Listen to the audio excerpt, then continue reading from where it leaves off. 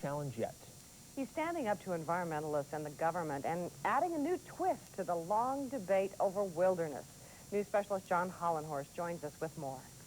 Well, Shelley, the issue Mike Brown raises is how do you enjoy the backcountry if vehicles are banned and you can't hike?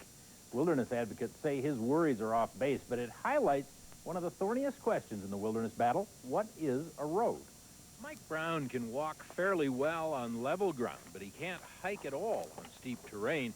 He visits the backcountry by flinging himself into his truck. He corkscrews into the driver's seat, and he uses a stick to fire up the engine. Then he hits the road through Millard County's backcountry, where his family has worked and played for decades.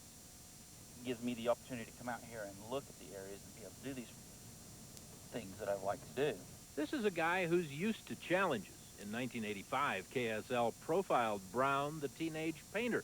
He was born with arthrogryposis, which gave him underdeveloped muscles and stiffened joints. Now, 15 years later, he wants to join Utah's longest-running feud over public land. He fears wilderness protection will lock him out of some of his favorite areas. I just feel that's take my right away, and that's just not right. Two bills in Congress would designate much of this area as wilderness. Brown worries it will close roads and freeze out a whole class of people. A lot of them can't walk. A lot of them are older people, and a lot of them are not able to get out. He's joining the fight with county officials who fear wilderness will restrict mining, grazing, and recreation.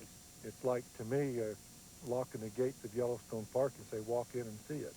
But wilderness advocates say those worries are misplaced and exaggerated because proposed wilderness boundaries are carefully drawn to exclude real roads. There will continue to be tens of thousands of miles in this area of vehicle routes available for ATVs and people who feel vehicles are what they want to do. Few people would argue this is not a road, but what about this one?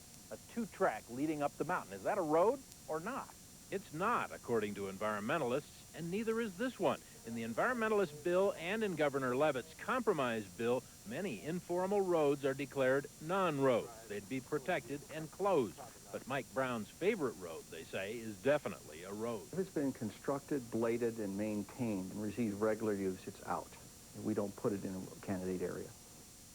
But county officials believe even that main gravel road might be closed down someday because it forms the boundary of a proposed wilderness.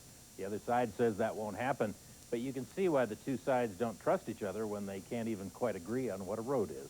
Shelley and Scott? Yeah, complicated.